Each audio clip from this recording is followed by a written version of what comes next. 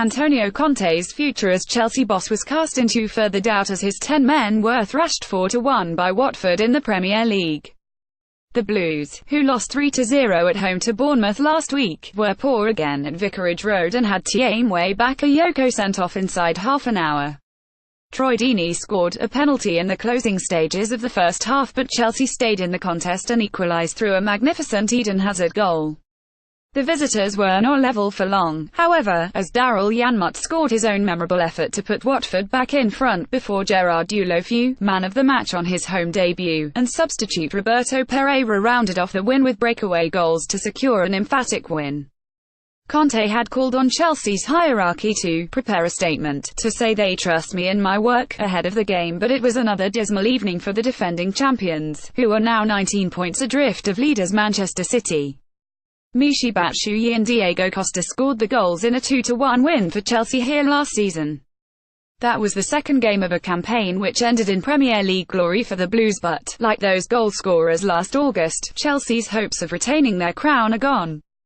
Either of those strikers would have had a chance of playing here, as Conte once again deployed Hazard as Chelsea's main attacking option, with new signing Olivier Giroud warming the bench.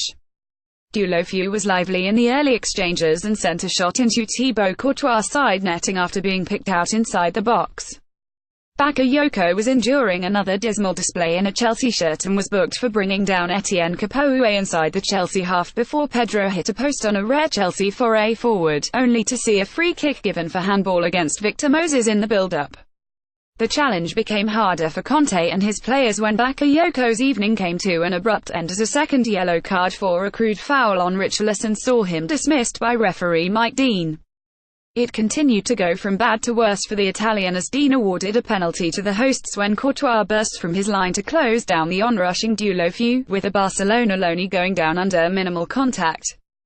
Deeney, whose only previous league goals this season were penalties against Arsenal and Manchester United, stuck home the resulting spot kick to give the Hornets a deserved half-time lead. Chelsea were brighter after the restart, but the numerical advantage often helped Watford out and they soon started to create chances, Deulofeu curling a shot wide before David Luiz, booked moments earlier, gifted possession to the hosts only for Richarlison, to also narrowly miss the target.